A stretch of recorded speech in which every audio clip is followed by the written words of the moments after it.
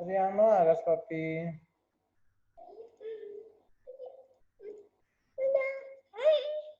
Papito.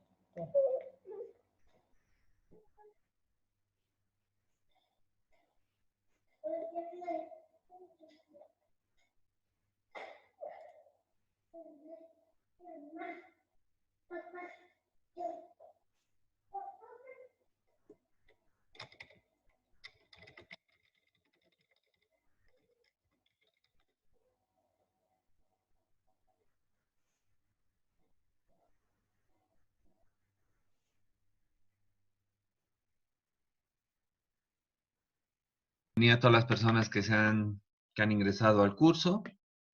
Vamos a iniciar viendo algunos ambientes hospitalarios, como me han pedido. Los voy a ver muy a la rápida. Teníamos que ver el área quirúrgica, pero ya lo hemos visto con Tursa, entonces me voy a dedicar a unos pantallazos sobre el quirófano y algunos pantallazos sobre la norma nacional, y vamos a ver algunos otros ambientes y vamos a acabar con algunas preguntas que he recibido a lo largo de estos días, donde me pedían mis opiniones respecto a cómo deberíamos, desde el punto de la infraestructura, atacar o colaborar en el asunto este de la pandemia del COVID-19. Entonces, lo que vamos a hacer es rematar un poco con eso. Eh, pero vamos a ver primero algunos ambientes importantes. Voy a empezar con el quirófano.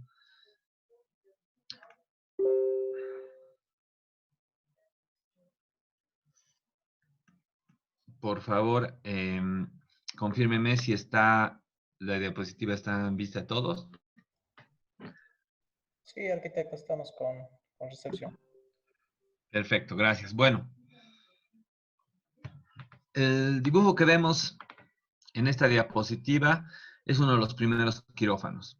Los quirófanos eran de esta manera, lo han debido ver tal vez en algunas películas. Estaba el cirujano con un grupo de médicos muy bien, muy finamente vestidos, ¿no? Con corbata, traje, etcétera. Y un público, entre ellos también familiares, estudiantes, otros médicos, en lo que era un anfiteatro.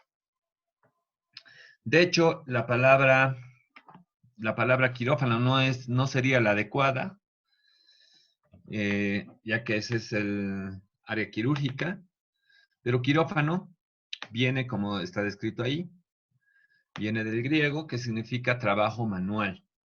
Y bueno, se quedó a lo largo de los años. Y ese tipo de quirófanos que estamos viendo en la diapositiva han funcionado incluso hasta 1940, que eso no es hace mucho tiempo atrás. Y hasta ahora la sala de operaciones del área quirúrgica la llamamos quirófano de estos primeros anfiteatros.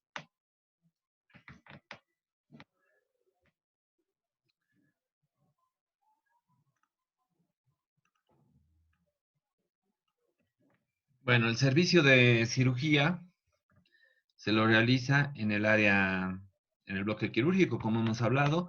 El arquitecto Tursa ya nos ha mostrado los diferentes tipos de quirófanos que pueden haber en su implantación en el área quirúrgica, que dependen en la mayoría de los casos de las circulaciones, del cruce de estas, y, y bueno, en otro caso, de la morfología del mismo quirófano, ya hemos visto las circulaciones de ambientes necesarios con diferentes estudios. No hay un tipo de quirófano universal, como lo ha explicado bien el arquitecto Tursa, sino que hay varias formas en las que los arquitectos proponen o atacan la solución para el área quirúrgica. El quirófano no funciona solo, no es aislado, no es como he escuchado recientemente que alguien proponía que en un hospital de campaña se ponga un container que sea el quirófano, ¿no? Para que ese hospital de campaña tenga quirófano. El quirófano no puede funcionar como un satélite. El quirófano funciona en un área que es el área quirúrgica, que está compuesta por otros ambientes de los cuales depende directamente el quirófano. y depende además de otra área que es la de esterilización. Aunque con las actuales tecnologías incluso se tienen en algunos países centrales de esterilización aisladas al hospital. Va a depender mucho de la tecnología, ¿no? Vamos a ver un poco de la central de esterilización más adelante. Esto es lo que tiene más o menos un quirófano, las salas, los ambientes, mejor dicho, las funciones de cada ambiente y la relación. Esto lo ordenaremos después en un cuadrito con el programa médico arquitectónico. Este es el cuadro funcional que nos propone la norma nacional de caracterización de segundo nivel, que es esta.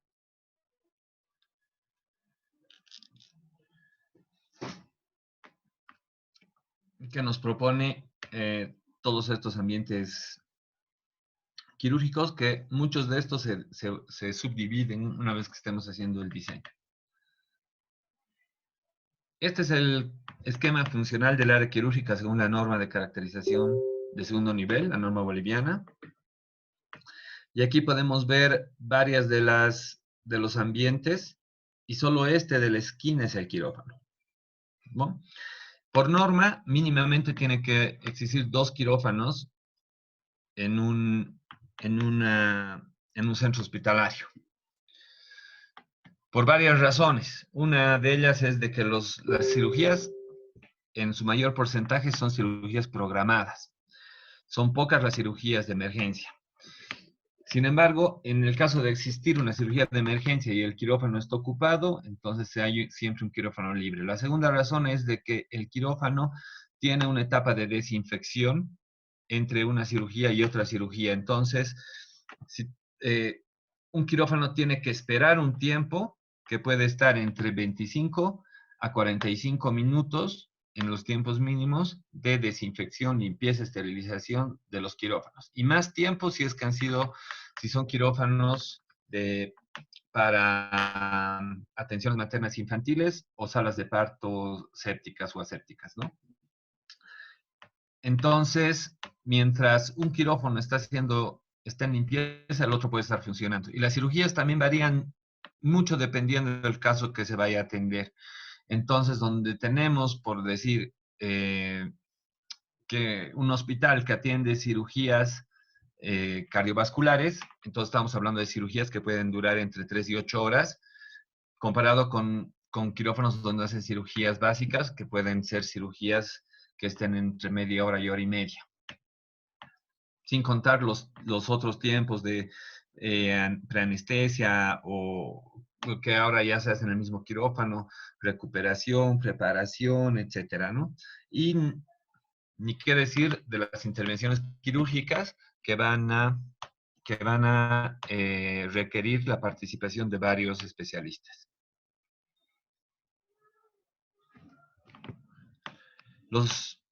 Las áreas quirúrgicas tienen 3 áreas especiales en cualquier tipo de diseño que veamos, que es el de acceso general, el limitado, el restringido, que lo manejamos en rojo, verde y azul. Y esto es lo que nos explica nuestra norma, la norma boliviana, de las áreas de acceso al bloque quirúrgico y el recurso humano mínimo. Obviamente el cálculo del personal, como dice ahí en el asterisco, dependerá de varios estudios, de la capacidad resolutiva del hospital, de la cantidad de camas, etc. Y obviamente el perfil epidemiológico. Esto es lo que tenemos en el programa arquitectónico del área quirúrgica, específicamente en nuestra norma. Y he resaltado lo que dice nuestra norma para quirófanos, que ya he dicho que tiene que ser mínimo 2, y que habla de una superficie mínima de 27 metros cuadrados. Podemos discutir todas las otras salas, y además de que sabemos de que la tecnología puede hacer que algunos espacios se modifiquen como debe ser, y la tecnología en salud está cambiando cada día, ¿no? A pasos gigantescos. Un ejemplo, en la guía boliviana de diseño de la consultora experta, una guía que, si bien nunca ha sido totalmente oficializada, es una guía es un instrumento que manejamos muy comúnmente. Y en las guías antiguas aparecía el cuarto oscuro en odontología. Actualmente las normas y los protocolos permiten que se revelen las radiografías de odontología en una cajita de 40 centímetros. Algunos protocolos no permiten al médico odontólogo sacar los rayos y revelarlos, como en otros países. Algunas normativas exigen que haya un radiólogo, que el odontólogo esté especializado también en radiología. Pero bueno, yendo al punto, si bien la tecnología nos puede ir cambiando los ambientes según vaya avanzando, también la aparición o desaparición de enfermedades o los diferentes protocolos y formas de tratar las enfermedades está haciendo que sea más común los tratamientos ambulatorios. De hecho, un hospital tiene mayor capacidad resolutiva no cuando tiene mayor número de camas, sino todo lo contrario. Cuando un hospital tiene mayor capacidad de atender casos ambulatorios, incluyendo cirugías sin hospitalización, como ahora es muy común con la cirugía laparoscópica, que a veces solo necesitas 8 horas de observación, y otras cirugías menores, inclusive que esa, que permiten que las personas puedan, sin internación, poder retornar a sus hogares. Entonces, el hospital con menos camas, que atiende más pacientes, que los hace de forma ambulatoria, es el que tiene mayor tecnología. Es un hospital de mayor resolución. Pero bueno, volviendo a la diapositiva, me he salido un poco del tema. He resaltado ahí los quirófanos, que marcan un área de 27 metros cuadrados, que es la menor que he visto yo en todas las normas que he tenido la suerte de conocer. No sé si está por ahí el arquitecto Turza o algún arquitecto de Perú que nos pueda decir la norma peruana, cuántos metros cuadrados tiene de superficie de quirófano, solo del ambiente de quirófano. Si hay alguien, por favor, que levante la mano.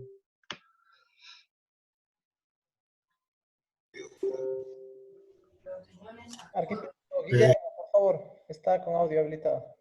Hola, ¿cómo estás?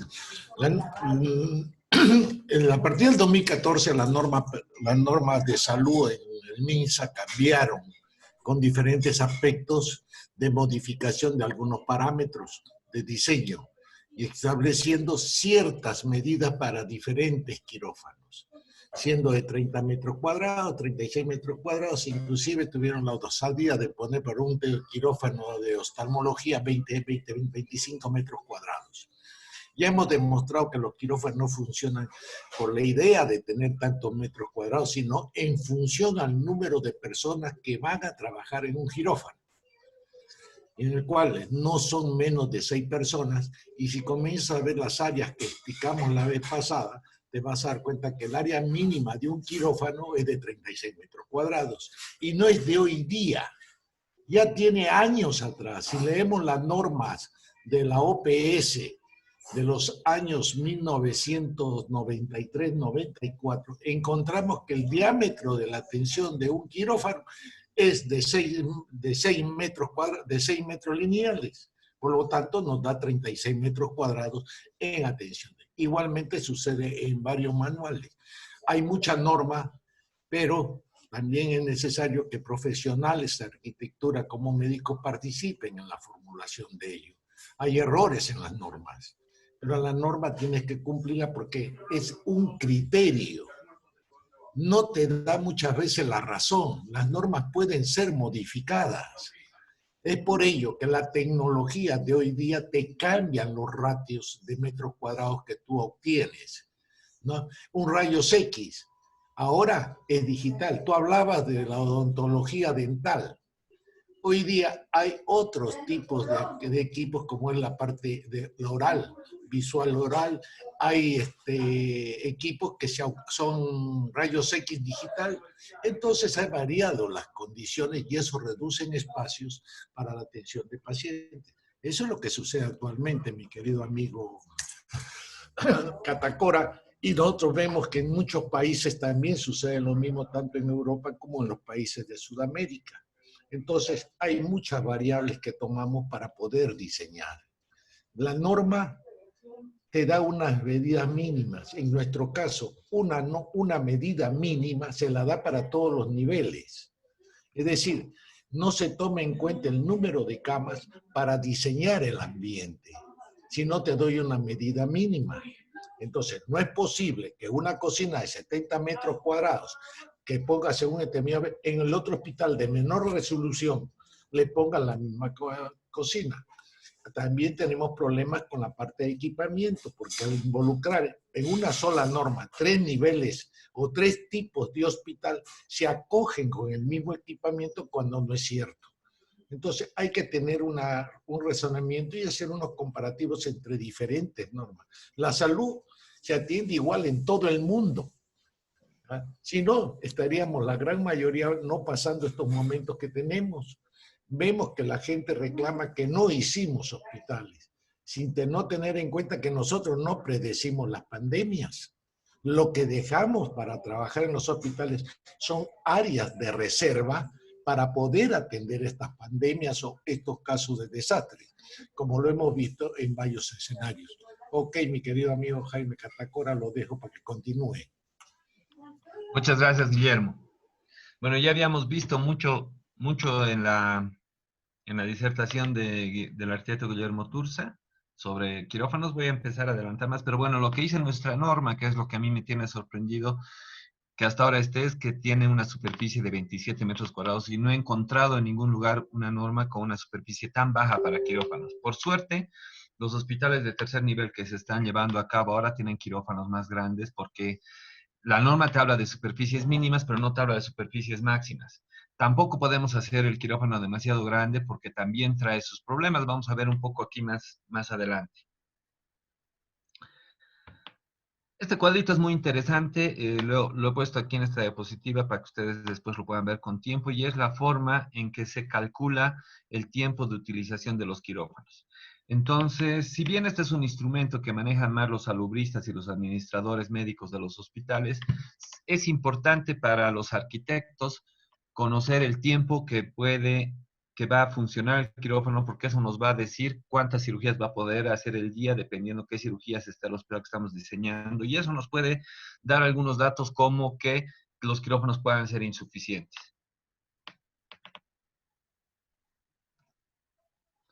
Ese es el quirófano perfecto, el de Playmobil.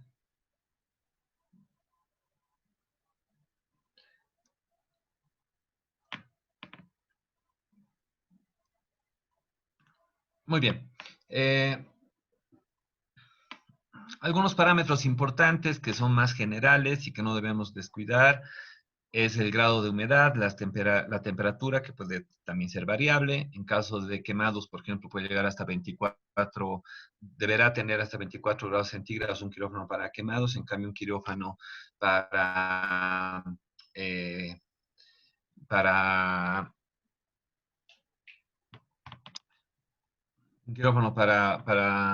un paciente de vesícula, etcétera, es 24 grados, entonces eso va a variar un poco. La ventilación debe ser mecánica, porque recordemos que el quirófano debe mantener una presión positiva, y etcétera. Esto lo veremos con los especialistas.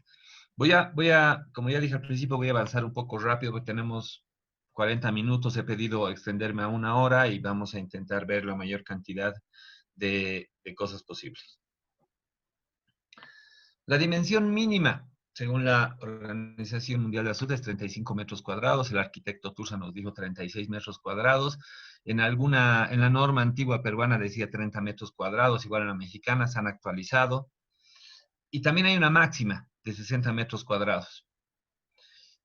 Norma boliviana dice 27 metros cuadrados. Les pido respetar que esa es la medida mínima, y por favor tengamos quirófanos decentes de 36 metros cuadrados en lo posible. No puede superar los 60 metros a menos que sea un quirófano híbrido o un quirófano inteligente, de los que también el arquitecto nos ha dado algunas pautas en su disertación. Vamos a ver aquí también un poco muy rápido. Y hay dos parámetros generales que debemos conocer. Uno es que el radio de acción de un médico y de una enfermera es de 2 metros. Podemos marcar una circunferencia de 2 metros alrededor de una persona, que esa es su área de acción, que no puede cruzarse con otra persona, que no pueden chocar. Y la otra es de que ningún material, equipo, monitor, etcétera, debe estar a más de 6 metros de la persona que lo va a operar. Algo que no está normado, pero que sí es una exigencia actual, es respecto a las puertas. Se acabaron ya las puertas de batiente en los quirófanos, de doble batiente o de una batiente, porque nos trae otros problemas. Estas puertas funcionaban bien antes de presurizar los quirófanos. Ahora, por un lado, tenemos quirófanos presurizados para poder tener presión positiva.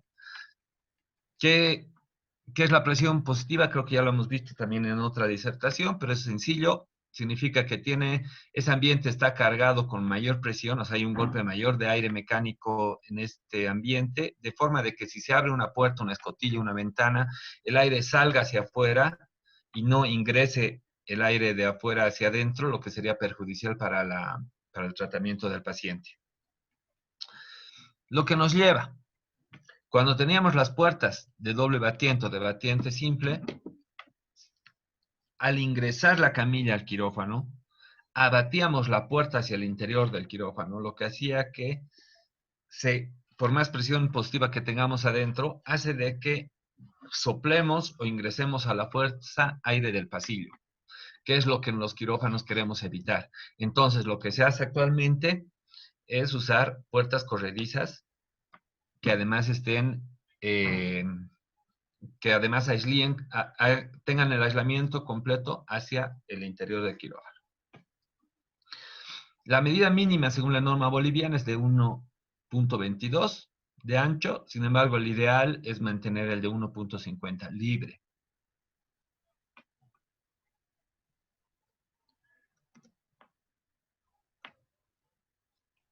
Las puertas corredizas, hay muchas empresas que trabajan en estas puertas, tienen un motor en la parte superior y tienen diferentes formas de poder accionarlas. Puede ser por un sensor en el pie, en este caso, por ejemplo, se acerca el pie al sensor en el ejemplo que vemos. Puede ser un sensor en el codo, puede ser sin sensor, sino puede ser con un botón presionado con el codo también. Puede ser de aproximamiento, que yo no recomiendo de aproximamiento porque muchas veces pasa una enfermera o un carro de otro quirófano por ahí y la puerta se abre. Entonces, lo mejor es que sea de acciones de botones de accionamiento por rodilla, tobillo o brazo. Y también hay la posibilidad de puertas para quirófanos que se abran solo con una tarjeta. O sea, los médicos tienen su tarjeta y solo con la aproximación de la persona con esa tarjeta la puerta se puede abrir. Entonces, se dan los permisos a diferentes personas y ellos acceden con la tarjeta. Lo mismo pasa en esterilización, que pueden tener sus tarjetas tipo los metros o nuestro Pumacatari o el teleférico, etcétera, que uno choca la tarjeta que la lleva colgada en el cuello y la choca en el sensor y la puerta se abre. Este es un quirófano con 2 puertas, porque este es un quirófano híbrido. La segunda puerta comunica al tomógrafo. Y la puerta, fíjense en la puerta de la derecha, que tiene, no sé si se ve el mouse, tiene aquí su ventanilla, su bandelete, que es para que las personas cuando estén sacando, metiendo la camilla, puedan ver al interior. Y en este caso en particular, o en este diseño particular, tiene la ventanita replicada en la pared en forma en caso de que cuando la puerta esté abierta, en el momento en que se hace la limpieza, se la deja abierta, la ventanilla coincide con esta otra ventana del quirófano. Esta es una puerta accionada por manilla. Este es un pasillo técnico en la parte de atrás por donde acceden los médicos. Y está siendo ahí, está siendo accionada la puerta mecánica mediante una manilla que está llevando el médico. Bueno, muy rápido también, esto muchos ya lo sabemos. Las paredes deben ser lavables, superficies lisas, se deben evitar las esquinas en ángulos de 90 grados, debe buscar que sean redondeadas. Actualmente tenemos muchas más facilidades con productos en PVC y vinil soldado con calor para evitar todo tipo de juntas y módulos de PVC que ya nos dan la forma redondeada en las esquinas de forma de que salga una cosa perfecta. No, ya no tenemos que estar ahí trabados con el yeso, el hormigón o cortando cerámica. La cerámica ya casi es excluida de los nuevos quirófanos, porcelanato, cerámica, etcétera, y ahora el uso es más del vinil porque nos da la posibilidad de poder soldarlo y que no queden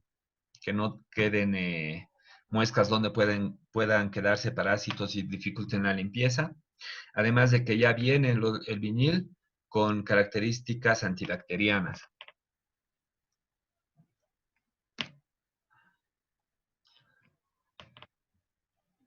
Los techos deben tener una altura mínima libre de 3 metros, lo que significa que el techo de quirófano, la altura mínima deberá ser de 350, 380, porque en el entretecho del quirófano va todavía la base de la lámpara cialítica y va la UPS de la lámpara cialítica, o sea, tiene una batería la lámpara cialítica para que en caso de que se corte la luz pueda tener autonomía todavía de funcionamiento, esos 5 segundos que puede tardar en reaccionar el generador de emergencias del hospital. Si bien actualmente se hacen quirófanos de diferentes colores, incluso mezclando colores, incluso con figuras, etcétera, romper la monotomía de los quirófanos blancos o los quirófanos verdes. No sé, en Bolivia se hacían mucho los quirófanos verdes porque ha habido una época en los años 50, 60 en que se hablaba que el color verde estaba relacionado a la salud y teníamos, muchos deben recordar, ¿no? Quirófanos y otros ambientes en hospitales con una cerámica verde pastel horrible. Actualmente se usan diferentes colores en las paredes y en el piso. El vinil, al ser soldado, permite hacer incluso formas, etcétera. Solo hay un par de recomendaciones. Una es que dejemos el techo blanco, porque eso nos ayuda con la iluminación y evita la dispersión de la iluminación, porque lo que no queremos es que el médico tenga confusión en el color, en los colores que está viendo, o que tenga sombras, o que tenga reflejos en sus lentes, etcétera. Entonces, mantener los techos blancos, aunque podemos cambiar el resto del quirófano. Y la segunda es una recomendación tal vez más personal, no usar vinil que tenga textura gráfica como marmolados o puntos o algún tipo así de textura, ya que dificulta la limpieza porque a veces evita que podamos ver una mancha que no puede ser limpia, ¿no? Entonces, regularmente yo recomiendo poner colores enteros, puros, que sean, si bien pueden usar varios colores o colores vivos o como vean en la forma en que diseñen, no nos vamos a meter en el diseño de los colegas, pero el hecho de usar un vinil con una textura marmolada o graficada o con florcitas o qué sé yo, evita de que a simple vista las personas que van a hacer la limpieza pueden identificar manchas de sangre o manchas de cualquier otro residuo que ha caído al piso, que a veces con una pasada simple no sale, ¿no?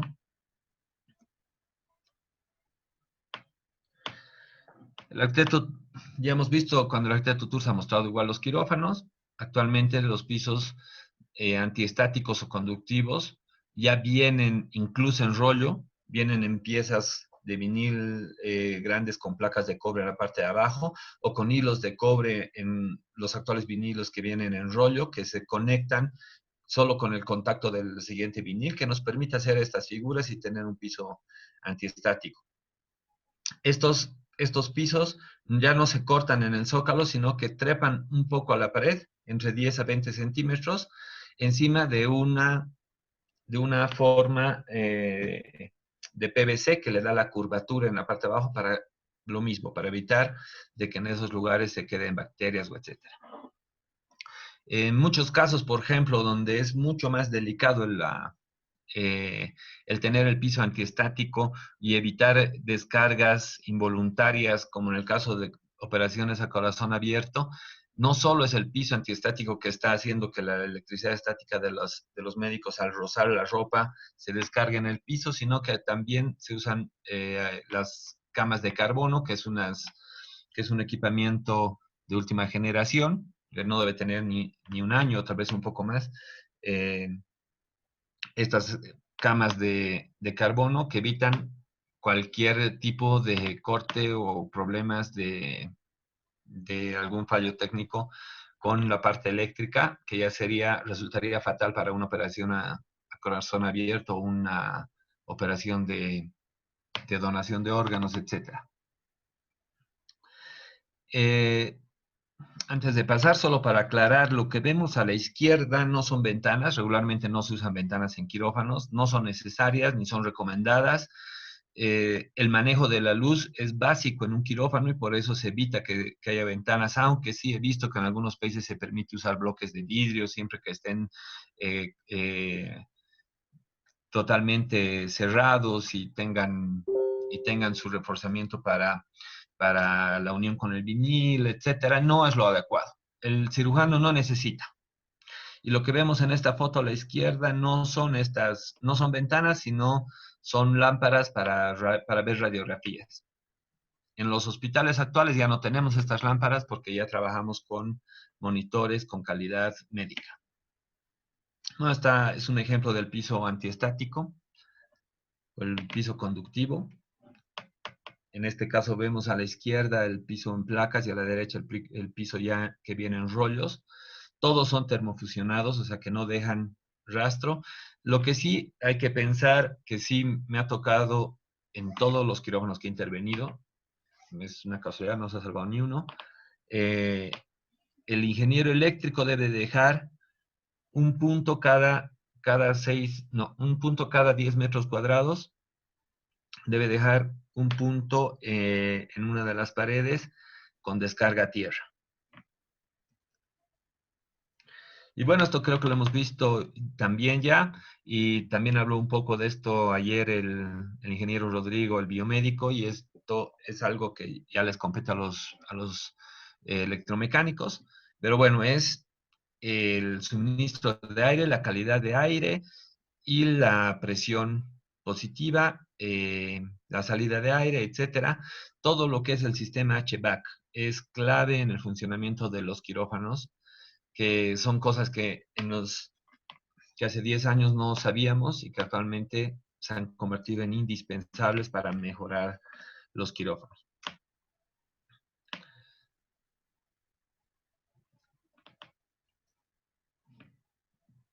Aquí vemos un poco cómo es la instalación y por qué tenemos que dejar espacio en la parte de arriba de los quirófanos.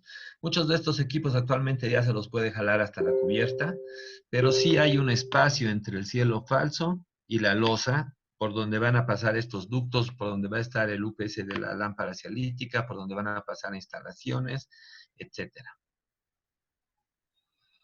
Debe haber un recambio de 6 metros cúbicos de aire por minuto.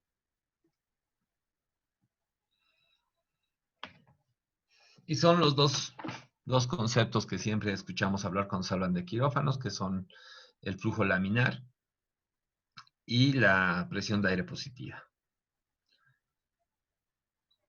En muchos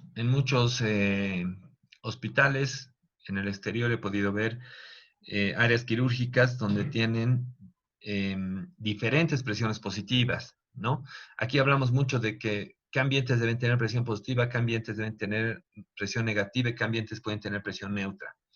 En cambio, ya otros hospitales no solo ven la presión positiva en algunos ambientes, sino cuáles ambientes deben tener mayor presión positiva que otros cuando interrelacionan 2 o 3 ambientes. Todos los quirófanos tienen ese pequeño equipito que te mide la humedad, te mide la temperatura y te da la hora.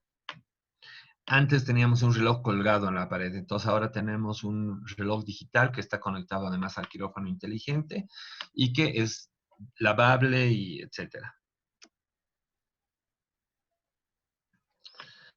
Bueno, la iluminación, como les he dicho, es clave, pero también dependerá del tipo de cirugía que se haga. Incluso hay cirugías donde se pueden usar luz especial o luz negra. Actualmente ya todas las lámparas cialíticas vienen con sistemas LED, lo que no ha hecho necesariamente que el peso de las lámparas cialíticas disminuya, pero sí ha hecho que la cantidad de focos, iluminaciones y posibilidades que puede tener el cirujano se incrementen. Y con una tecnología tal que incluso poniendo la mano delante de la iluminación no produce sombra en el lugar donde está haciendo la intervención. Aquí, solo para recordar lo de la anterior sesión, aquí vemos en la foto de abajo a la derecha lo que es el arco en C, que le hicieron una pregunta al arquitecto Tursa respecto al rayos X de quirófano. Hay dos tipos de rayos X. Uno que son los que tienen los quirófanos híbridos, que es una sala de rayos X continua, que cumple con todas las características radiológicas, pero hay esta otra que es el arco en C para radiografías de emergencia, donde el paciente no se lo puede mover y se necesita una placa porque ha sucedido algo, o se quiere ver algo, o se ha encontrado algo, entonces se trae el arco en C y se puede ver incluso las imágenes de rayos X al mismo tiempo en el monitor, sin necesidad de tomar placas, sino simplemente que se lo ven en el monitor y con una radiación mínima, lo que no obliga a tener paredes plomadas o con otro elemento antirradiación. Bueno, esa era una paréntesis porque me acuerdo de una pregunta que hizo alguna persona en la anterior disertación. Bueno, más o menos la instalación de la lámpara cialítica, y es lo que les decía, que siempre, que es un error común, el hecho de que olviden poner una estructura encima del quirófano para poder colgar la lámpara cialítica y al final terminamos con una adecuación de una viga metálica puesta en el quirófano, que no es lo adecuado, ¿no? Los quirófanos híbridos o los quirófanos inteligentes son aquellos que tienen un equipo de tecnología digital superior. Tienen algunas características especiales porque hay quirófanos adecuados. Tienen características especiales como, por ejemplo, que tienen una especie de caja negra. O sea, todo lo que está ocurriendo en el quirófano, que tiene una lámpara, tiene una cámara en la lámpara cialítica, tiene lámpara en el médico, tiene una lámpara en algunos equipos o cuando se hacen intervenciones laparoscópicas o de artroscopía, etcétera.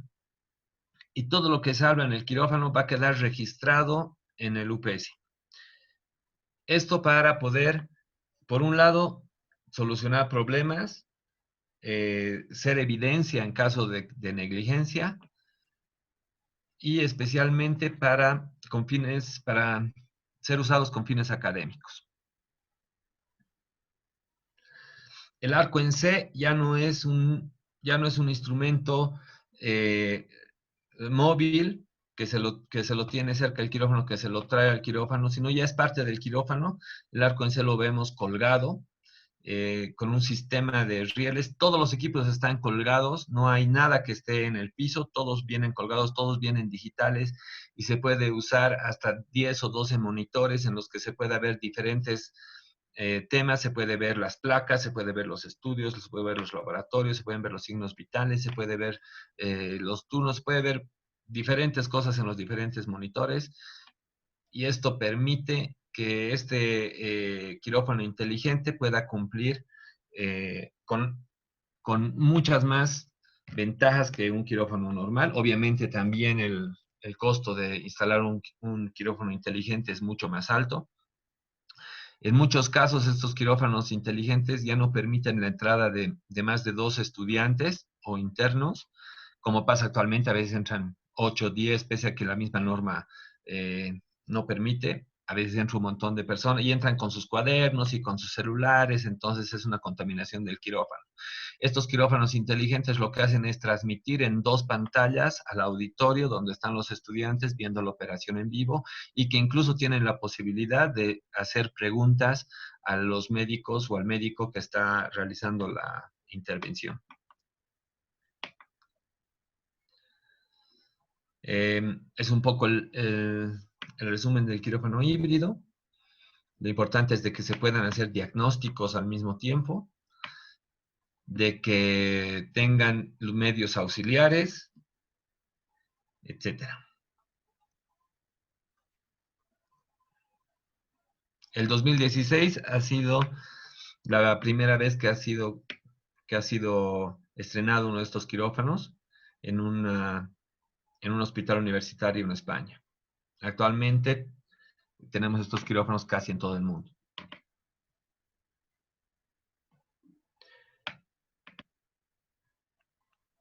Y bueno, estos quirófanos pueden tener las posibilidades de tener el tomógrafo y el rayos X y laboratorios y otras salas de diagnóstico en la misma área quirúrgica, no dentro del quirófano específicamente, pero sí en la misma área quirúrgica, de forma de que si se requiere una tomografía, el paciente que está siendo intervenido esté a pocos metros de tomarle la tomografía. Tiene unos equipos colgados de arco en C mucho más avanzados también y cuenta con todas las otras características que hemos visto de los quirófanos digitales. El tipo de intervenciones es mucho más amplia, las capacidades son mucho más amplias, tiene también telemedicina, y bueno, la gran característica tanto del quirófano digital como del quirófano híbrido es que tiene una sala técnica que está compuesta por UPS y hay un técnico en computación, un ingeniero en sistemas, porque adquieren gran dependencia de la tecnología actual.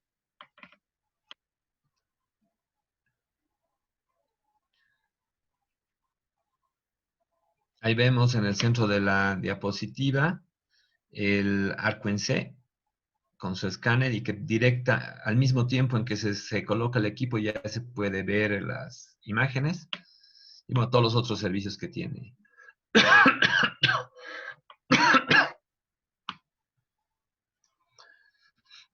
Este es el ejemplo de cómo se ve este quirófano desde dentro. Vemos que tiene las tomas de gas, más de 14 puntos eléctricos, etcétera, en las paredes, monitores, etcétera. Este es un equipo de neurocirugía. Para los que no se imaginaban cómo eran las operaciones, actualmente las operaciones de neurocirugía se las realiza con este equipo, en las que hasta 2 personas pueden estar viendo al mismo tiempo. El médico de la derecha está usando un bisturí láser.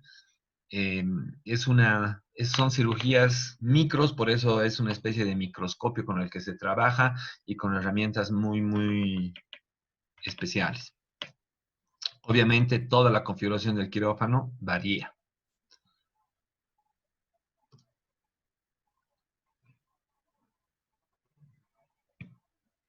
Y este es el quirófano cuando hablábamos que podía tener 60 o 70 metros cuadrados.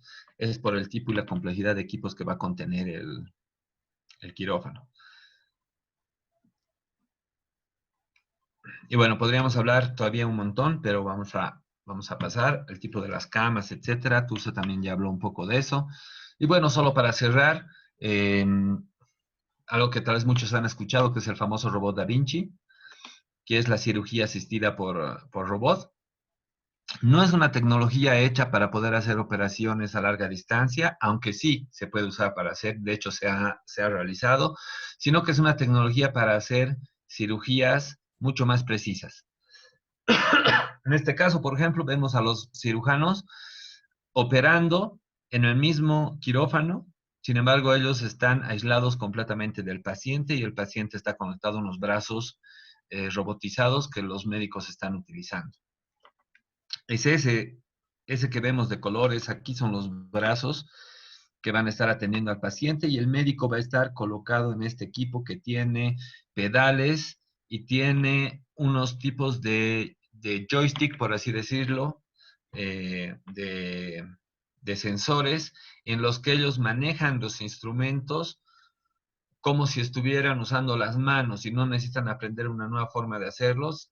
Es como si usaran las manos, pero con mayor sensibilidad y a mayor precisión y con un monitor, el cual ellos están viendo el lugar de la cirugía y a un lado del monitor le están apareciendo las imágenes de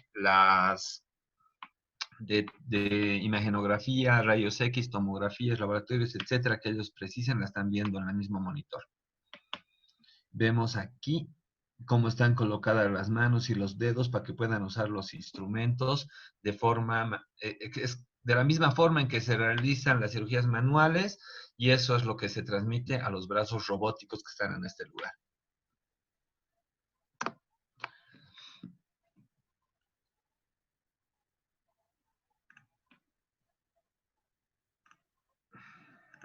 Muy bien. Voy a pasar rápidamente a otro ambiente.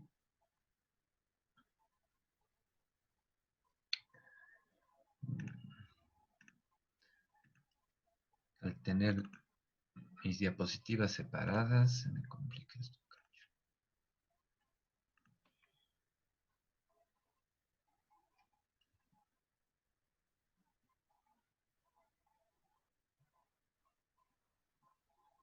No sé si soy solo yo, pero el internet parece lento.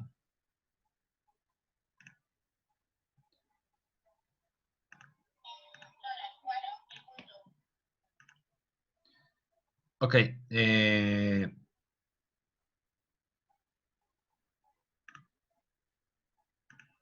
la diapositiva?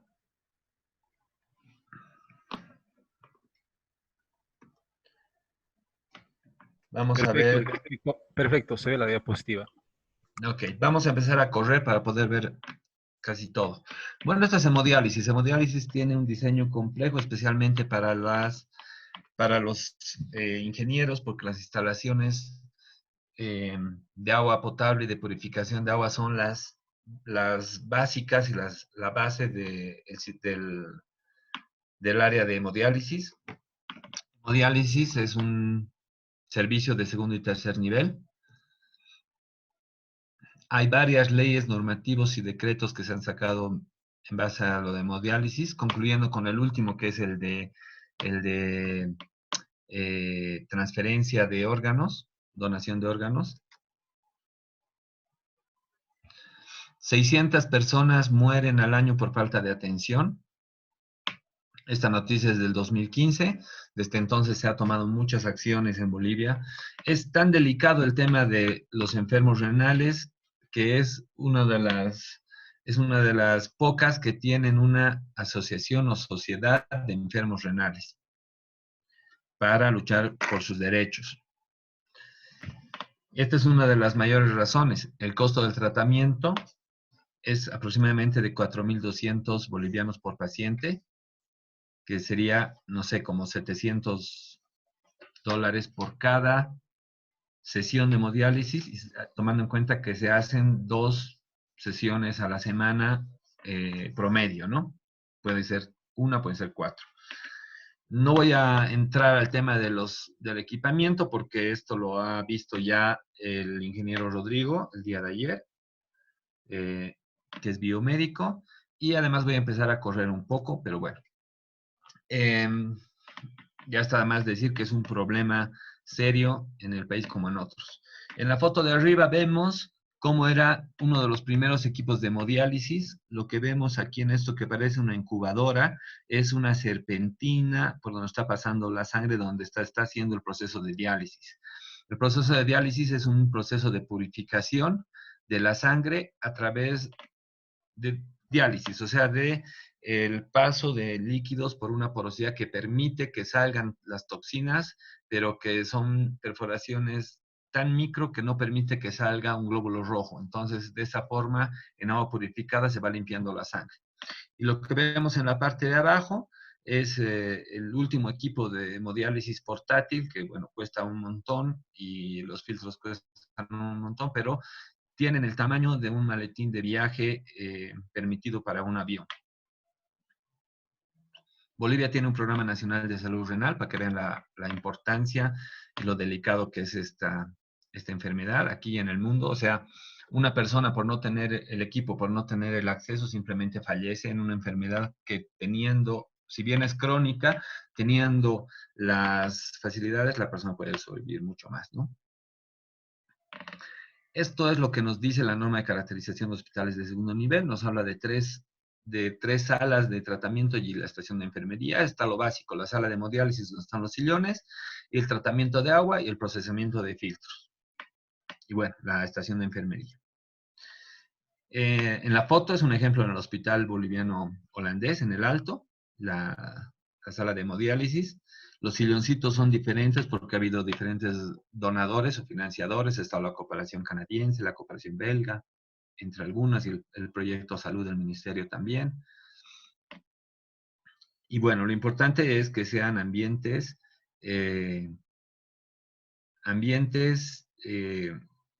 que faciliten la limpieza, ambientes que faciliten la comodidad de los pacientes, porque los pacientes pueden estar entre 30 minutos y 1 hora y media haciendo su proceso de diálisis. Algunos se descompensan y tienen camillas para reposo. La accesibilidad geográfica es importante.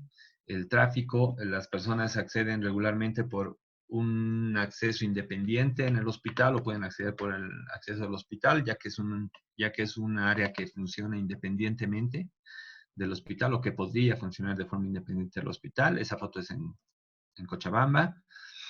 El de abajo es en un hospital pediátrico de la Universidad de Univalle, en Cochabamba también.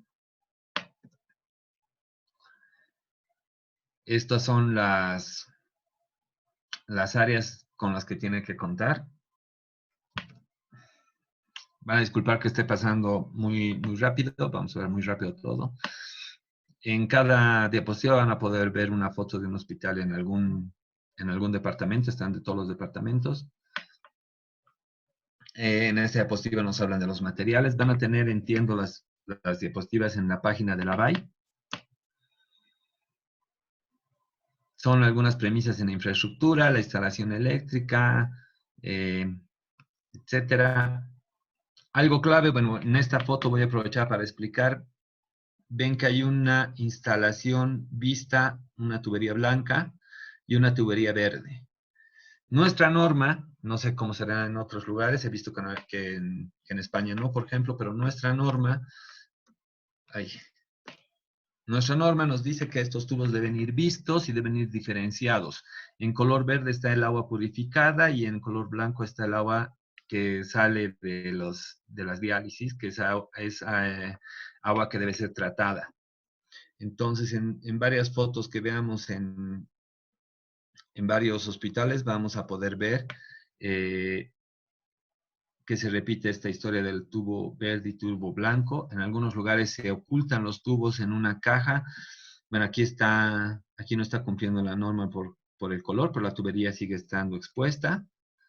Y en algunos casos, como en el Viedma, las tuberías vienen en una cajita metálica por un asunto de que se vea mejor. Pero bueno, con tantas instalaciones, yo creo que el high-tech de que se vean los tubos no afecta en nada al servicio.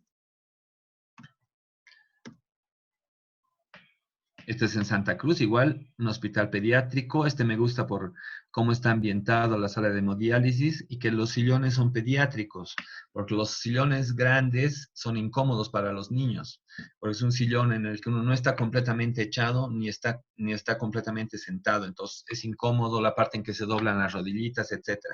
Entonces este es un muy buen emprendimiento del Hospital del Niño en Santa Cruz. Algo clave es la sala de procesamiento de los filtros.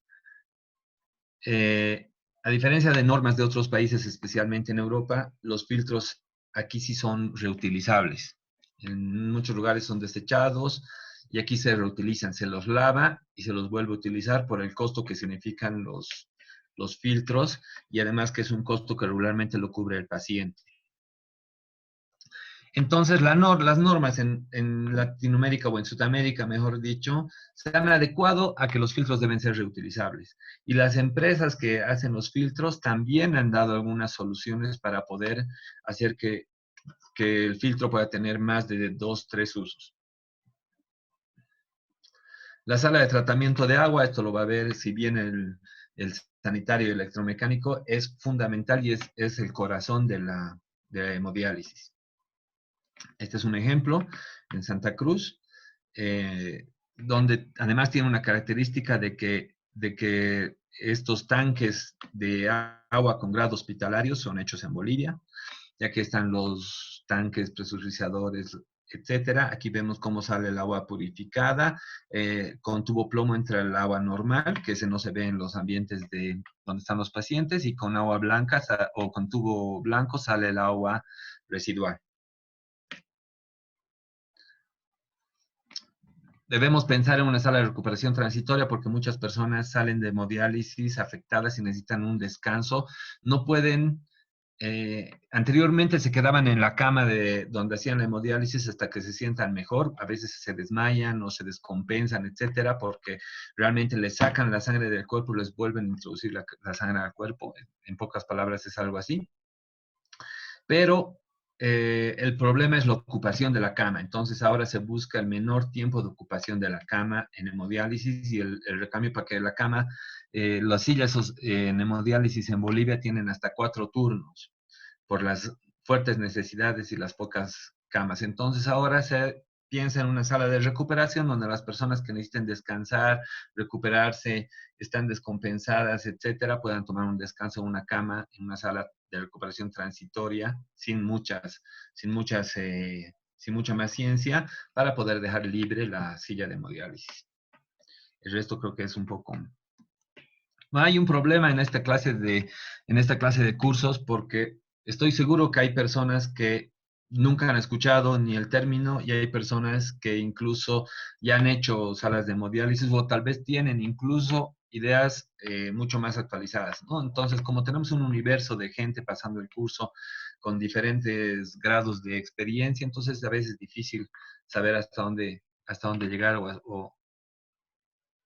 o si es que necesitamos abarcar algo que sea muy básico. Pero bueno, eso es un poco el problema de hemodiálisis en el país. Eso es lo que está en la norma. Esta es una comparación que he hecho. Esta es la norma de caracterización de hospitales de segundo nivel y esta es la norma de caracterización para hemodiálisis del Ministerio Uruguayo, que de varias normas que he podido revisar en nuestra región, me parece que es una de las más completas. Ya la han actualizado, no tengo la actualización, pero bueno, aquí tenemos mucho más especificado la parte de diseño de hemodiálisis. Tengo yo el documento, voy a procurar convertirlo en PDF y poder subirlo a la página de la BAI para las personas que lo requieran o estén necesitadas. Este es un ejemplo de las dimensiones mínimas de las camas, los espacios libres que debe haber entre camas, cuando hay un pasillo en el medio, cuando solo hay camas a un solo lado, cuando hay aislados, etc. Es importante que en hemodiálisis se considere 1 o 2 cubículos de aislados para positivos en VIH y en hepatitis B. Y lo mismo en la sala de filtros, de lavado de filtros. Esto es, si ven la foto, esto es lo que no tienen que hacer en una sala de procesamiento de lavado de filtros para la reutilización. Ese desastre que está ahí. Aquí están las especificaciones básicas en diseño de estos lavadores. Esto es el gráfico de abajo, está en esta guía uruguaya. Ahí se ve cómo está el agua purificada, residual, el agua normal para hacer la limpieza de los de los filtros. En algunos casos se usa también aire presurizado o aire medical. Algunos datos técnicos de la instalación de los mismos. Están separados por vidrios o acrílicos para que no haya infecciones intrahospitalarias. Y hay una pileta separada de la línea de piletas que es para los positivos. Para VIH y hepatitis especialmente, hay una pileta que es para lavar solo esos filtros. Estos equipos son equipos automatizados o automáticos de lavado de filtros, en el que pueden lavar hasta 4 filtros simultáneamente y además que incrementan la duración del filtro por lo menos 6 a 8 veces más. Y el lavado de filtro que dura 45 minutos, esta máquina lo hace entre 8 y 12 minutos. Además que te hace una medición digital y un control digital de la limpieza de los filtros para darlo como reutilizable. Estos equipos han sido fabricados por varias empresas o por algunas empresas que proveen filtros específicamente hechas para Sudamérica y algunas regiones de África donde es permitido la reutilización de los filtros. Aquí vemos unos ejemplos, los voy a dejar ahí, de diseños de salas de hemodiálisis. En este caso, tal vez lo particular es que está separado la sala de hemodiálisis adultos pediátrica, que es lo que las normas actuales, la tendencia a las normas actuales nos están obligando a hacer. Y bueno, el aislado, ¿no? Este es otro ejemplo. A la izquierda vemos la sala de hemodiálisis, los pacientes aislados, la sala de filtros, la sala de lavado de filtro y ambientes complementarios como la recepción, los baños, vestidores, salas de reuniones. Y aquí lo que sí podemos ver como algo interesante y tal vez una buena recomendación es el que el consultorio del nefrólogo tenga características básicas para que el nefrólogo pueda hacer cirugías básicas, que en otras palabras significa colocar un catéter en la vena o en la arteria, mejor dicho, de la persona, ya sea cerca de la región del cuello o en el brazo, que se la deja con un tapón abierta para que cuando tengan que hacer muy seguido las hemodiálisis ya tenga el ingreso al corriente sanguíneo y no tenga que cada vez tener que hacer las funciones averia y artena. Entonces, cuando se inició con estos catéteres, se tenía que programar el quirófano. Entonces, para evitar el uso del quirófano, que es lo que buscamos, es que las tecnologías actuales nos permitan que en el consultorio del nefrólogo se puedan hacer estas pequeñas cirugías. Entonces, tienen que tener las condiciones mínimas para que esto suceda. Este es otro ejemplo, en Oruro, si no me equivoco. Esta ha sido una readecuación del ambiente, no ha sido una construcción nueva. Ahí vemos las circulaciones, los cruces. Como le he dicho la anterior vez, la arquitectura hospitalaria centra sus cimientos en la circulación. Primero dibujamos circulaciones y hacemos diagramitas y después recién empezamos a hacer los planos. Aquí vemos las dos tuberías. En algunas fotos no se veían porque están las dos bajas. Muchos arquitectos prefieren separarlas, poner la tubería de agua purificada en la parte de arriba porque está de más fácil acceso al equipo. Otros lo ponemos aquí abajo para que no se vean tan agresivas las tuberías.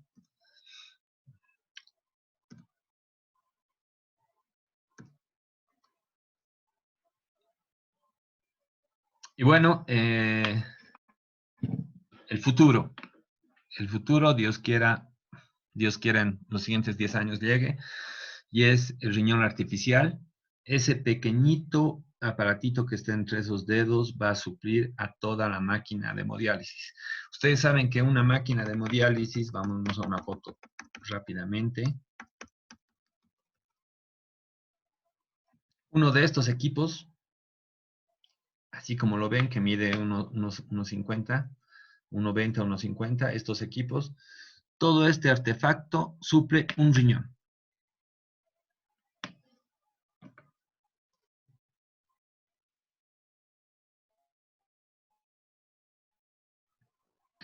Vamos a pasar a otro. Me indican de que la siguiente exposición de la arquitecta Giovanna se va a retrasar media hora, lo que no me alivia un poco en que podamos aprovechar el tiempo un poco mejor. Entonces, si a ustedes no les molesta, pues a mí tampoco. Vamos a extendernos un poquitito.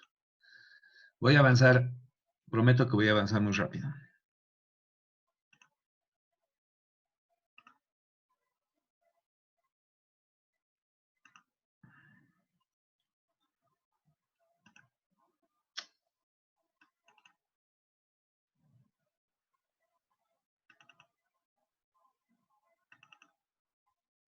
Ya, está un poco lenta la máquina.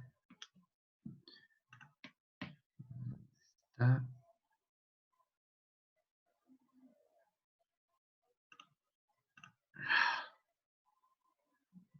Perdón, un segundo, no termina de abrir.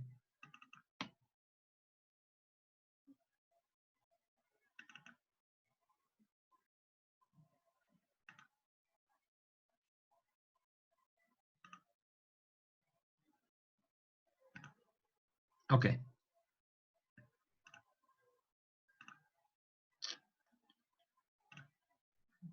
Vamos a ver un módulo importante.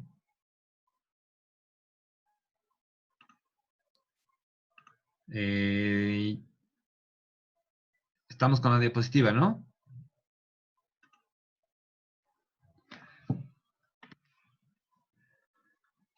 Yasmami, confirmame, dice diseño de infraestructura de atención de grandes quemados.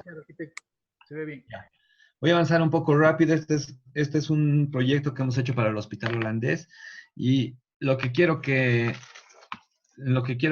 enfoquen es de que este es un ambiente hecho para pelear contra las infecciones intrahospitalarias. Son ambientes para aislados, es una terapia intensiva particular porque es para grandes quemados, pero que maneja las máximas premisas de bioseguridad.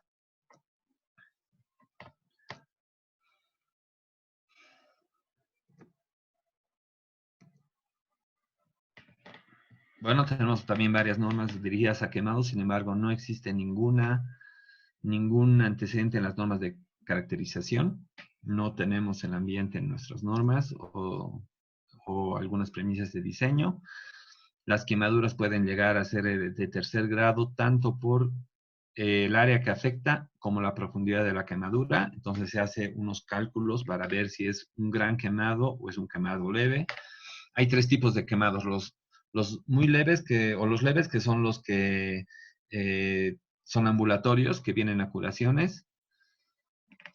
Los graves o moderados, que son los que necesitan algún tipo de recurso médico de hospitalización.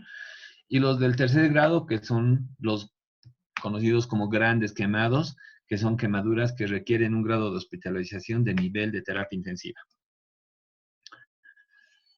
Hay todo un cálculo para ver si este paciente va en cuál de esas tres líneas se encuentra. Hay programas que hacen el cálculo. Uno tiene que poner el grado de quemadura y en qué regiones, y la computadora va a decir el grado de riesgo de la persona.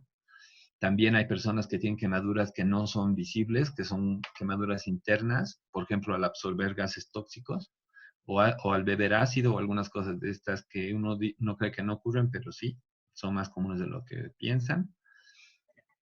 Esa es la clasificación del tipo de infraestructura para quemados, pero me lo voy a pasar. Vamos a detenernos aquí un poquito, que es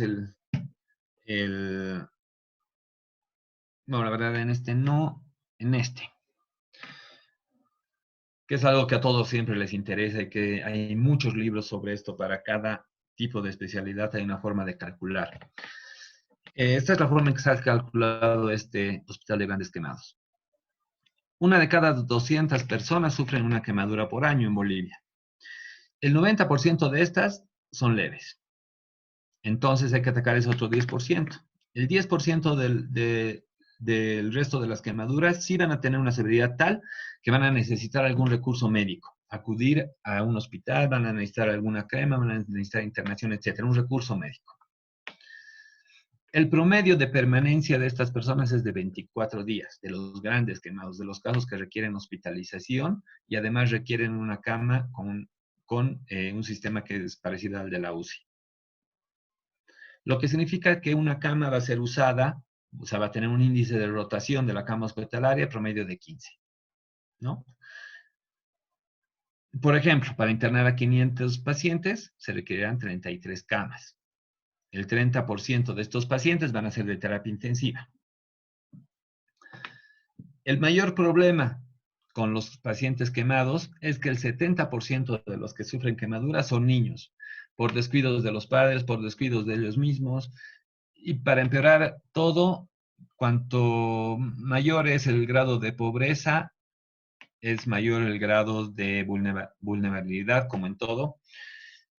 Pasa casos en que dejan a los niños encerrados en la casa porque la mamá tiene que trabajar, no tiene con quién dejarlos, los dejan con candados, sucede un incendio, los niños no pueden escapar.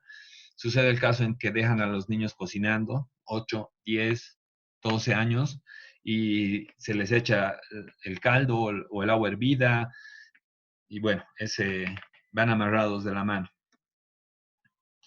Como en todo diseño hospitalario, tiene que participar un equipo multidisciplinario. Y aquí también voy a hacer un paréntesis, y es que deberíamos considerar, y las personas que tienen el poder de decisión en los gobiernos tienen que considerar que los equipos multidisciplinarios que van a hacer la consultoría del diseño de un hospital o de un servicio deben tener en cuenta no solo las ingenierías, biomedicina, arquitectura, etcétera, sino que deben considerar a un médico salubrista en el diseño.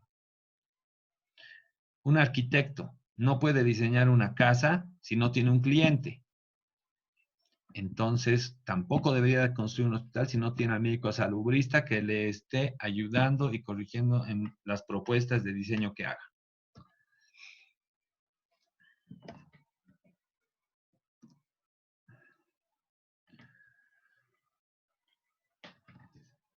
Este es el problema por el cual las unidades de grandes quemados tienen tanto problema con las curaciones. Y es que las personas pierden la defensa natural que tiene el pueblo, que impermeabiliza el cuerpo, que protege el cuerpo de las infecciones. El momento en que perdemos un pedacito de piel, le abrimos una puerta a una infección, como sucede con una herida. Imaginen si la quemadura abarca todo el brazo, ¿cuántos ingresos de infecciones tenemos?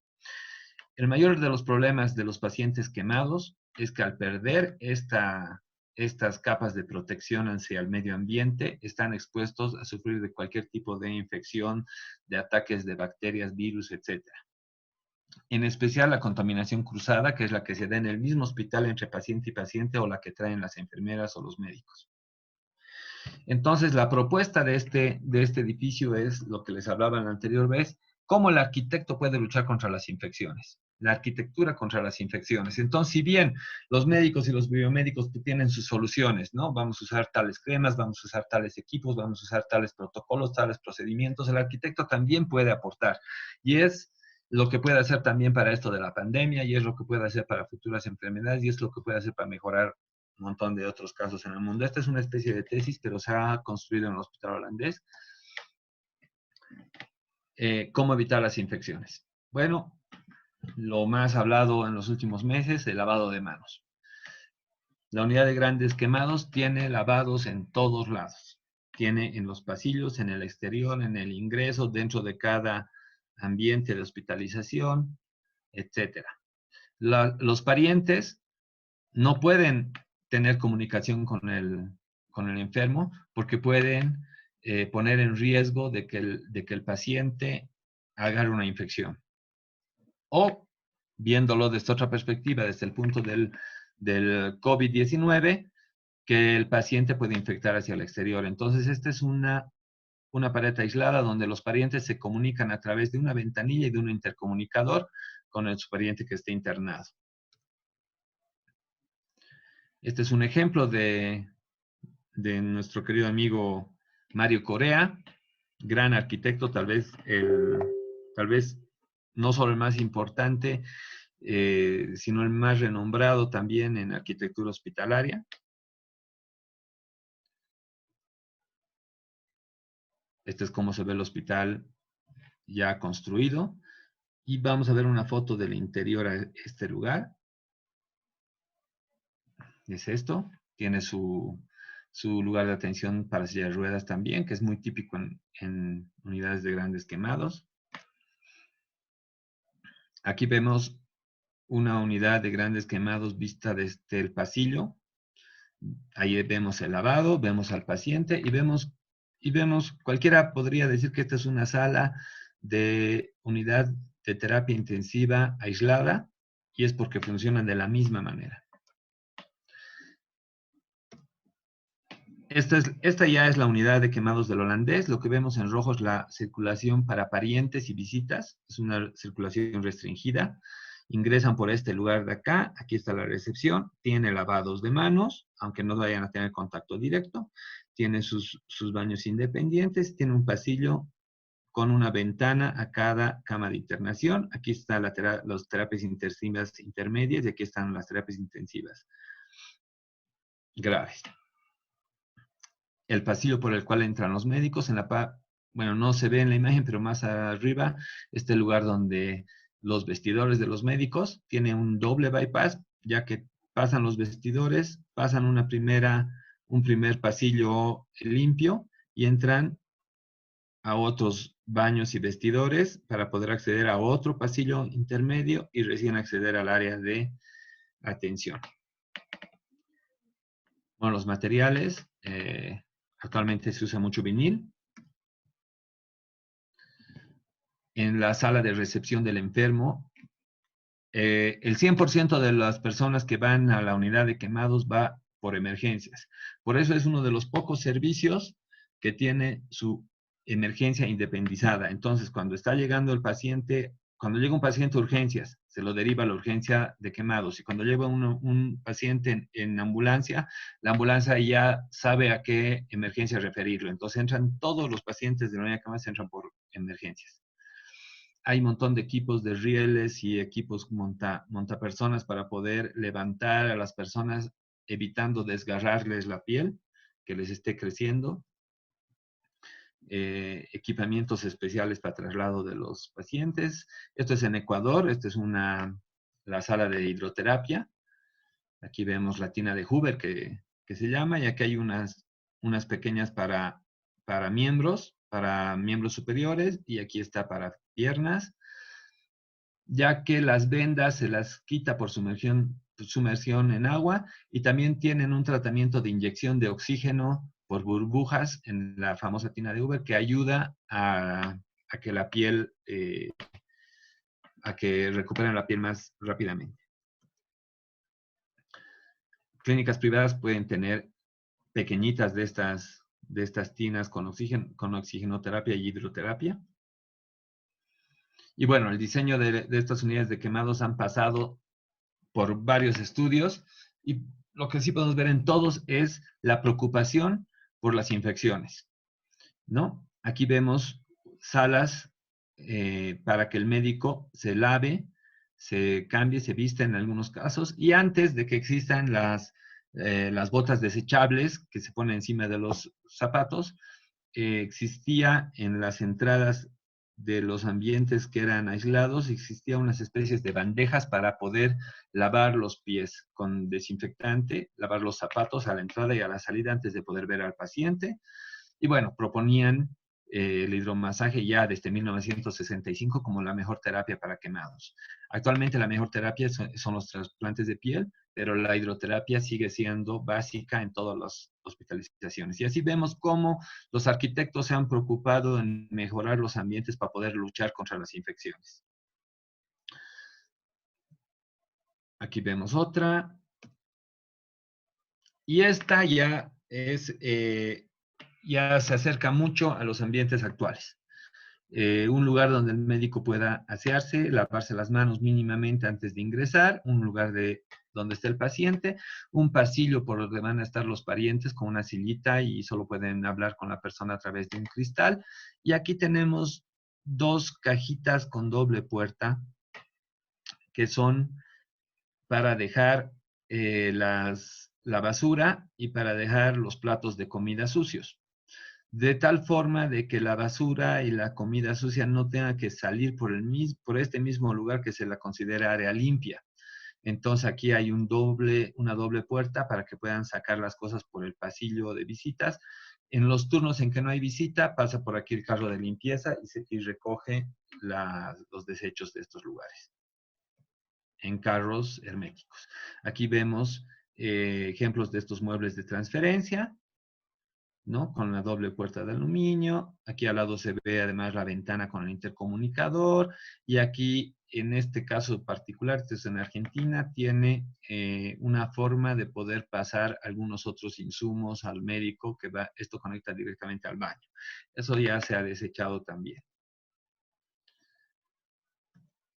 Una enfermería centralizada, control de temperatura. Se usaban estas pantallas térmicas encima de las camas para mantener la temperatura relativa de 30 grados. Actualmente hay otro tipo de equipos e incluso se maneja con aire acondicionado y presión positiva, ¿no?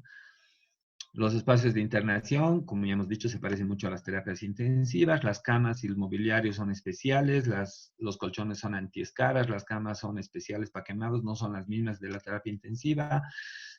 Tenemos estos otros equipos que es para inmovilización de los pacientes que tengan que ser intervenidos quirúrgicamente o simplemente para dormir y que no se den la vuelta y desgarren su propia piel. Estos especies de colchones se fabrican para poder inmovilizar a los pacientes en las camas, camas de traslado, tinas personales, camas para cirugía, que pueden mover al paciente manteniéndolo preso a la cama. En este caso tiene toda la base antiescaras. También se utiliza esto para otro tipo de cirugías en politraumatismos, o sea, en multifracturas, digamos, en palabras comunes, ya que garantizan la sujeción cervical. Camas inflables. Esta es una cámara que funciona con un flujo de aire caliente desde abajo y tiene un montón de perforaciones en todo el colchón, de forma de que la persona está casi levantada encima del colchón, evitando la mayor cantidad de contacto. Y bueno, esto es lo último. Esta foto es del año pasado, que ya ha salido a uso algo que era experimental, que era una impresora de piel humana, que funciona a través de células humanas y que van reconstruyendo piel.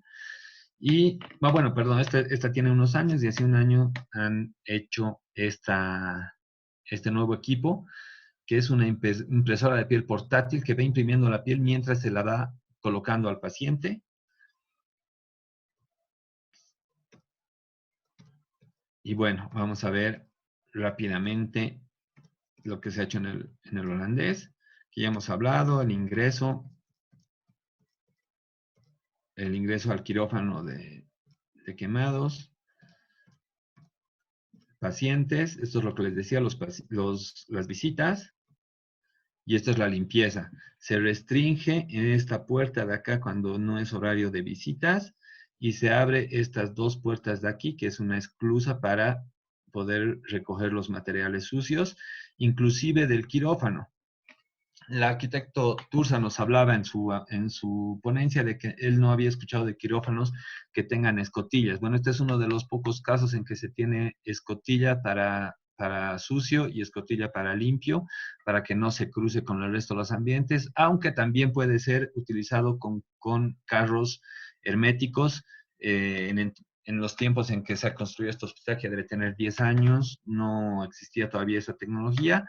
Aquí tenía su propio sector de almacén de equipo quirúrgico que venía directamente por el ascensor de limpio por este lugar y era pasado al quirófano por una ventanilla y todo lo sucio era sacado al pasillo sucio, ¿no? Aquí está cómo llega el material limpio, cómo llegan los médicos, las enfermeras, etcétera.